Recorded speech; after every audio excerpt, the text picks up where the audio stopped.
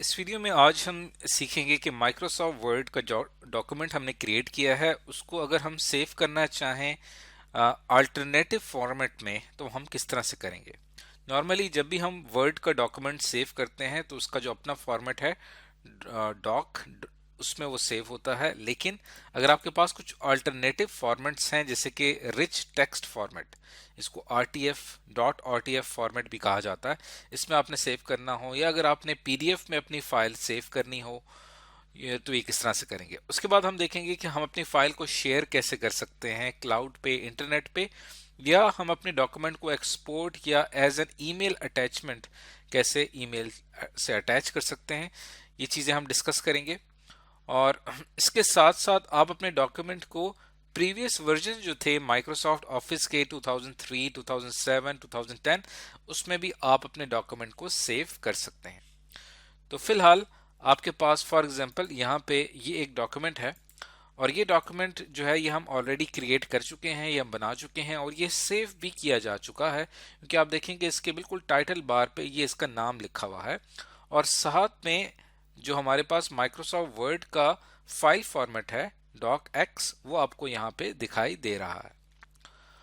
और अब ये फाइल ऑलरेडी सेव हो चुकी है, लेकिन अगर मैं इसकी एक कॉपी सेव करना चाहता हूं किसी और फॉर्मेट में, मेरी ओरिजिनल फाइल ऐसे ही बरकरार रहेगी लेकिन इसकी एक फाइल कॉपी फाइल सेव होगी एक अल्टरनेटिव फॉर्मेट में। उसका तरीका ये होगा कि आप फाइल के ऊपर क्लिक करेंगे और यहाँ पे आपको एक ऑप्शन नजर आ रहा है सेव एज का, इसके ऊपर मैं क्लिक करता हूँ। जैसे आप इसके ऊपर आते हैं तब आपको ये मुख्तलिफ ऑप्शंस देता है, जैसे कि सबसे पहला जो ऑप्शन आपको दे रहा है ये वन ड्राइव का दे रहा है। वन ड्राइव जो है वो माइक्रोसॉफ्ट का एक ऑनलाइन क्लाउड है जहां पे आप अपना अकाउंट बना के अपनी फाइल सेव कर सकते हैं। तो जहां पे आपने अगर अपनी टीम के साथ इस डॉक्यूमेंट को शेयर करना है तो आप उसको वन ड्राइव पे जाके सेव कर दें, लेकिन उसके लिए आपके पास माइक्रोसॉफ्ट का अकाउंट होना बहुत ही ज़रूरी है।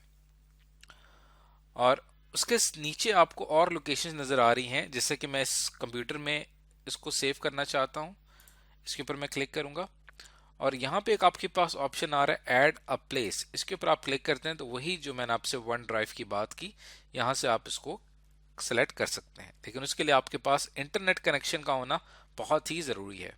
इस पर हम एक सेपरेट वीडियो बनाएंगे जिसमें हम ये देखेंगे कि माइक्रोसॉफ्ट वर्ड में की जो फाइल आप क्लाउड पे सेव करते हैं उसको एक पूरी टीम कैसे कोलैबोरेट यानी मिलके उसके ऊपर कैसे काम कर सकती है। फिलहाल हम ये जानना चाह रहे हैं कि फाइल को अल्टरनेटिव फॉर्मेट में सेव करने का क्या तरीका है। आपने क्लिक करना है ब्राउज पे। ब्राउज का मतलब ये है कि आप अपने कंप्यूटर में ही इस फाइल को सेव करना चाह रहे हैं किसी और फॉर्मेट में, लेकिन आप उसकी लोकेशन डिसाइड करेंगे कि आप उसे कहाँ सेव कर रहे हैं। फॉर एग्जाम्पल मैं उसको डॉक्यूमेंट्स के फोल्डर में सेव करना चाहता हूँ, तो यहाँ से मैंने डॉक्यूमेंट्स को सेलेक्ट किया। फिलहाल जो मेरे लिए इसका फाइल फॉर्मेट सेलेक्ट हुआ हुआ है वो डॉक एक्स है, लेकिन मैंने इसका अल्टरनेटिव फाइल फॉर्मेट ढूंढना है। उसके लिए मैं यहाँ पे क्लिक करूंगा तो यहाँ पे आपके पास माइक्रोसॉफ्ट वर्ड मुख्तलिफ फाइल फॉर्मेट्स देता है जिसकी मदद से आप अपनी फाइल को किसी और फॉर्मेट में सेव कर सकते हैं। जैसे कि हमने यहाँ पे मिसाल के तौर पे एक फॉर्मेट डिस्कस किया था rich text format. Rich text format जो है ये इसका फ़ायदा ये है कि आपकी फ़ाइल जब इस फॉर्मेट में सेव होगी तो फिर चाहे आप इस फाइल को किसी भी ऑपरेटिंग सिस्टम में रन करें या किसी भी हार्डवेयर मशीन पे रन करें तो ये आपकी फ़ाइल बिल्कुल सही तौर पे रन होगी। तो रिच टेक्स्ट फॉर्मेट को मैंने यहाँ पे सेलेक्ट किया। इसके अलावा अगर आप किसी भी वर्ड प्रोसेसर में, जैसे हमारे पास और भी वर्ड प्रोसेसर होते हैं जैसे कि ओपन ऑफिस हो गया या और इसके अलावा different office word processing software हैं, वहां पे अगर आप इसको ओपन करेंगे तो ये वहां पे भी ओपन हो जाएगी। तो जैसे ही मैं इसको सेव के ऊपर क्लिक करता हूं तो अब आपने इसको सेव कर दिया है रिच टेक्स्ट फॉर्मेट में। यहाँ पे आपके पास एक कुछ कंपेटेबिलिटी इश्यूज जो हैं वो आएंगे, क्योंकि जब आप रिच टेक्स्ट फॉर्मेट में अपनी फाइल को सेव करते हैं तो कुछ माइक्रोसॉफ्ट वर्ड के ऐसे फीचर्स हैं जो कि RTF उनको सपोर्ट नहीं करता, रिच टेक्स्ट फॉर्मेट उनको सपोर्ट नहीं करता। उनकी लिस्ट आपके सामने आ जाएगी अगर आपने कहीं पे भी उन फीचर्स का इस्तेमाल किया। जैसे हमने स्मार्ट आर्ट ग्राफिक्स का इस्तेमाल किया हुआ है, शेप्स एंड टेक्स्ट बॉक्सेस का इस्तेमाल किया है, डिफरेंट इफेक्ट्स अप्लाई किए अपने टेक्स्ट के ऊपर, तो जब वो RTF में सेव होगी तो ये तमाम चीज़ें रिमूव हो जाएंगी, क्योंकि RTF जो है वो सिंपल टेक्स्ट को जो है वो एक्सेप्ट करता है। कंटिन्यू पे क्लिक करेंगे तो हमारी फाइल जो है वो एक रिच टेक्स्ट फॉर्मेट के तौर पे सेव होने जा रही है।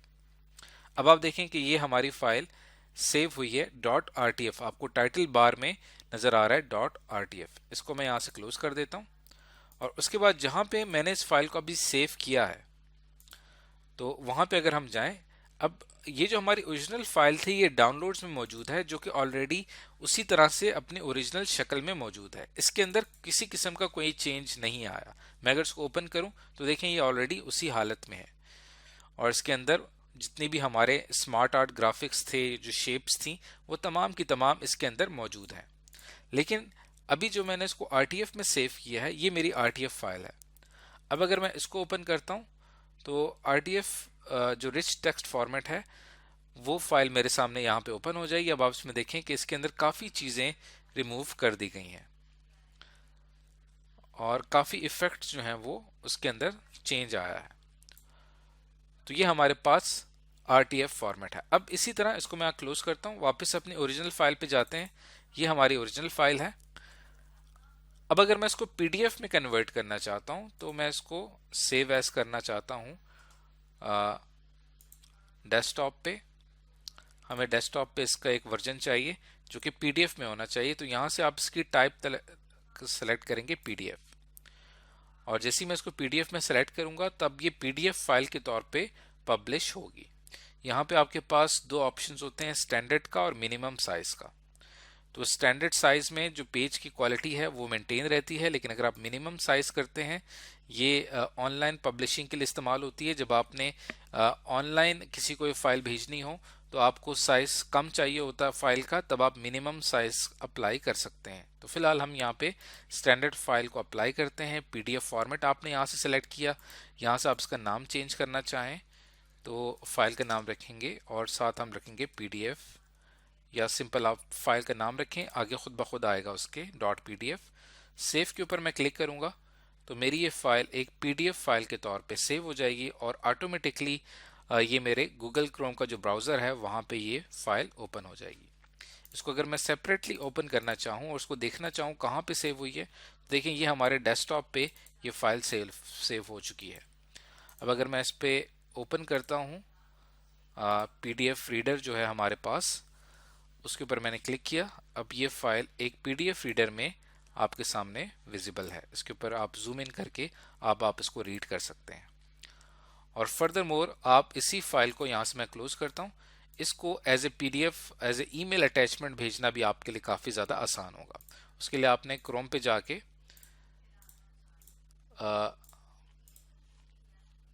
गूगल क्रोम पे जाके आपके पास नेट कनेक्शन होना बड़ा ज़रूरी है। यहाँ पे आप ईमेल अटैचमेंट के ज़रिए इस फाइल को भेज सकते हैं। इस पे भी हम एक सेपरेट वीडियो बनाएंगे जिसके अंदर हम ये देखेंगे कि फाइल को, वर्ड फाइल को कैसे ईमेल अटैचमेंट के तौर पे भेजा जाता है विद इन ऑर्गेनाइजेशन सब लोगों को। इसके साथ साथ यहाँ पे मैं फाइल पे क्लिक करता हूँ। यहाँ पे आपके पास एक और ऑप्शन होता है एक्सपोर्ट का। इसके ऊपर आप आते हैं तो यहाँ पे आप इसका डायरेक्ट PDF फॉर्मेट बना सकते हैं। जैसे ही मैं क्रिएट पे क्लिक करूंगा तो इसका PDF फॉर्मेट आ जाएगा।